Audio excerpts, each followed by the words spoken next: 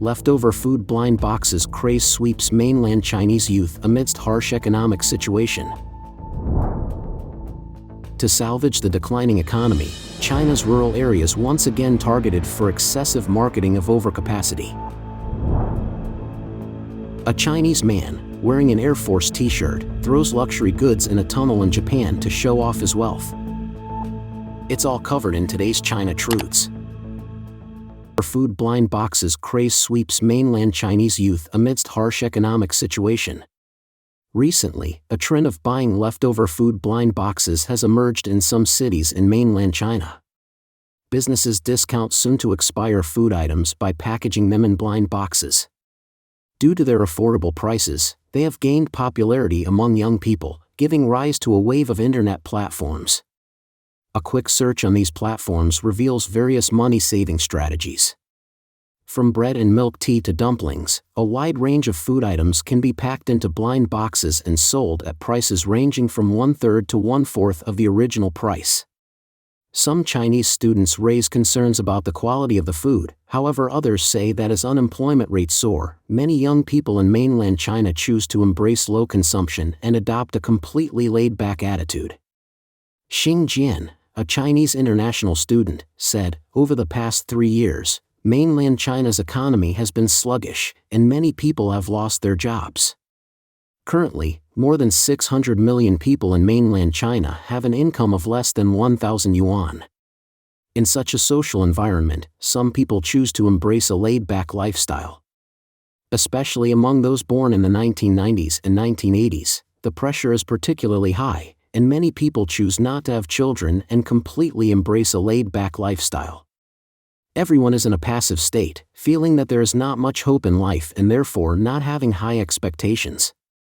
Mainland Chinese internet writer Jing Chu believes that the trend of rushing to buy leftover food blind boxes, from the perspective of hotels, is better to utilize these items rather than wasting social resources by throwing them away, but also highlights the current economic situation, which is not optimistic. Jing said, "The army of the unemployed is growing, causing a significant decrease in the overall purchasing power of society. The hotel industry is also facing challenges and struggling to operate.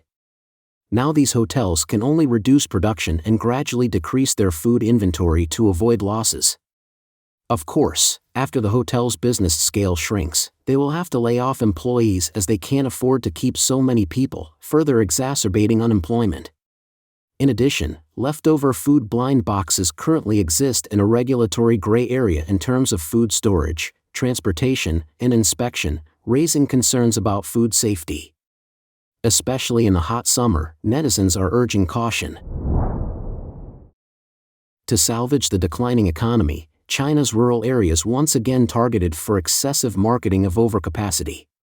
To revive the economy during periods of weak growth, the Chinese Communist Party, CCP, has consistently relied on stimulating consumption among the grassroots population, starting from the promotion of household appliances in rural areas to the promotion of photovoltaics in rural areas. This trend has continued in June of this year, with multiple CCP departments further ramping up their efforts to promote new energy vehicles in rural and urban areas of China, attracting attention. On June 16, the CCP's Ministry of Industry and Information Technology, National Development and Reform Commission, Ministry of Agriculture and Rural Affairs, and other 5 departments simultaneously launched the 2023 new energy vehicle promotion in 3 locations: Jiangsu Hui Mountain, Hainan Qionghai, and Hubei Jingmen.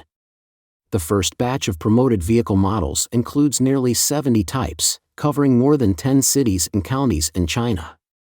Local governments will promote consumption in rural areas through subsidies, issuance of consumer vouchers, discounted charging, and other methods. This campaign will run from June to December, with 69 vehicle models participating in the promotion, including models from major Chinese automakers such as BYD, 5 models, FAW, Dongfeng, SAIC, BAIC, and GAC. Earlier on June 8, the CCP's Ministry of Commerce issued a notice requiring the organization of 100 Cities Joint Auto Festival and 1,000 Counties 10,000 Towns new energy vehicle consumption season activities from June to December to promote automobile consumption.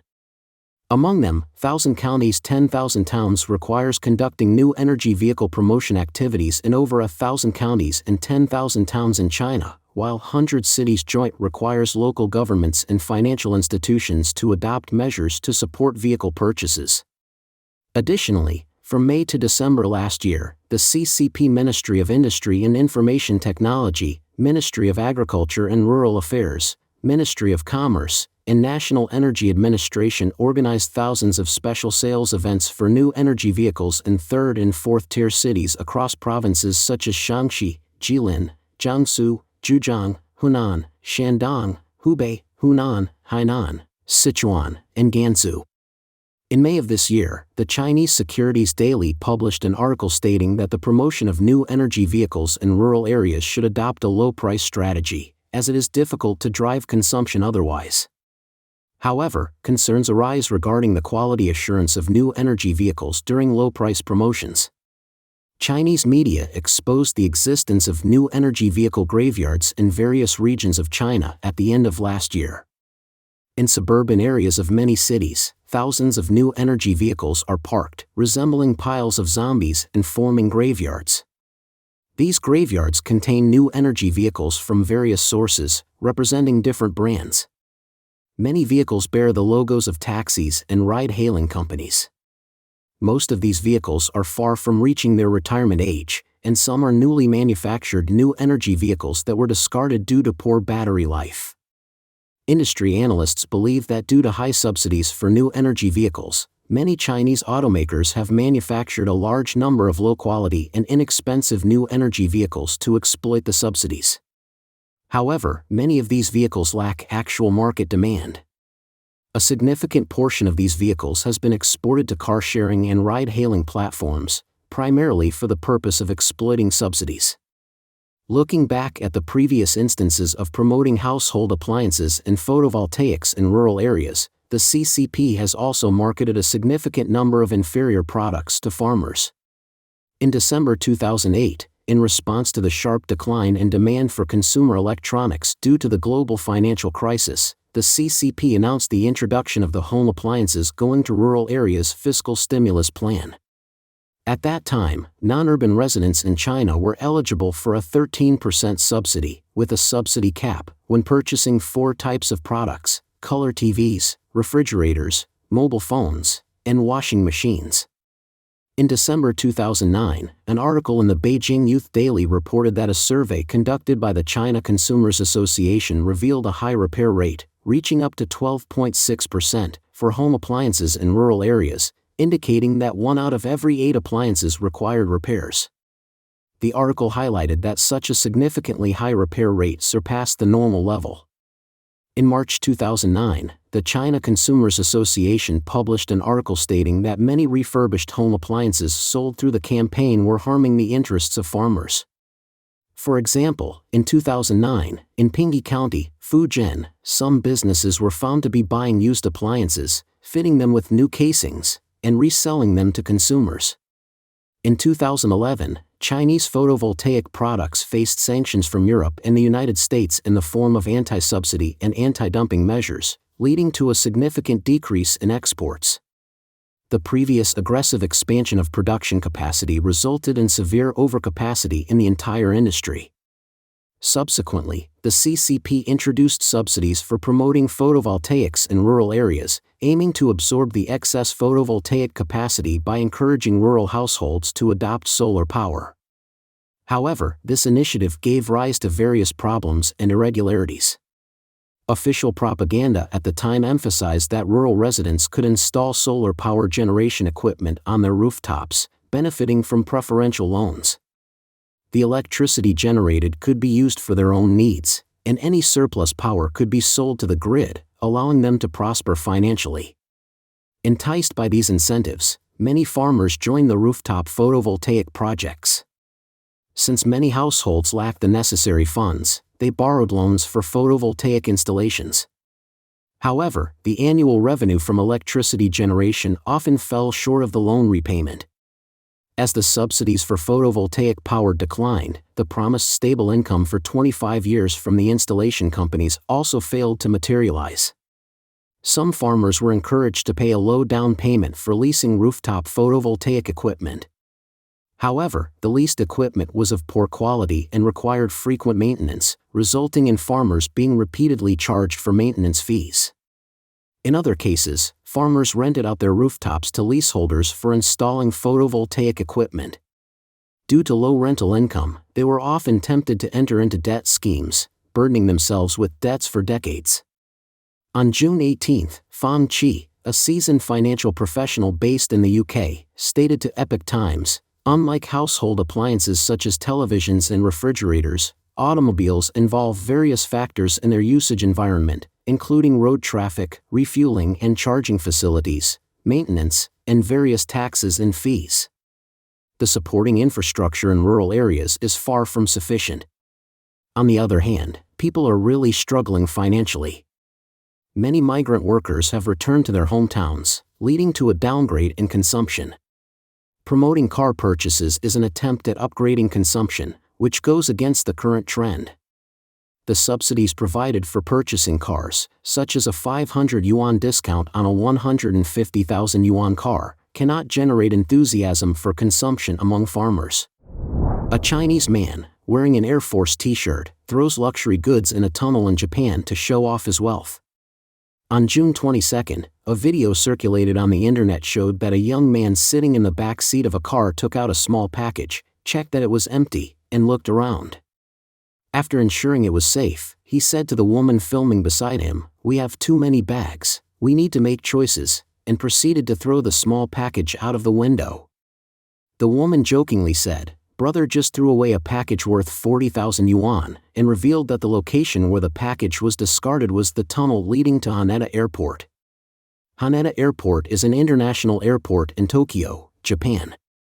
It appears that the man and woman were on their way to the airport. After the video circulated, it quickly sparked public criticism.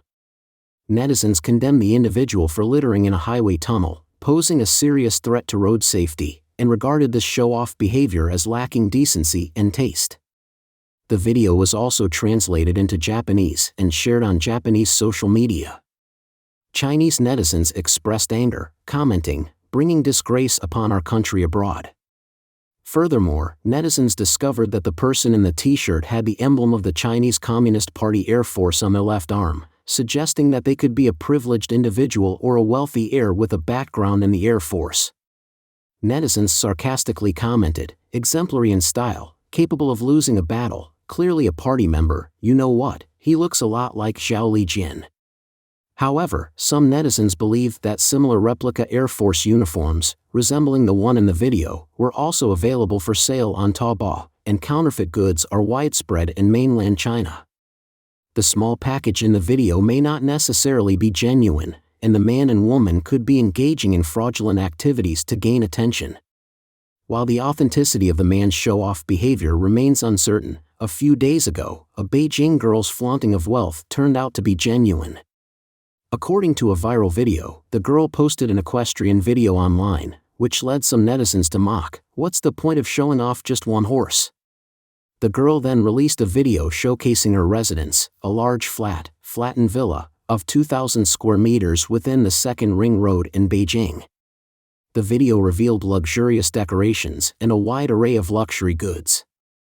The girl also showcased her luxury car and footage of her traveling the world on a private Gulfstream jet. After watching the video, netizens couldn't help but lament the extreme wealth disparity in Chinese society and questioned how much blood and tears of the common people contributed to it.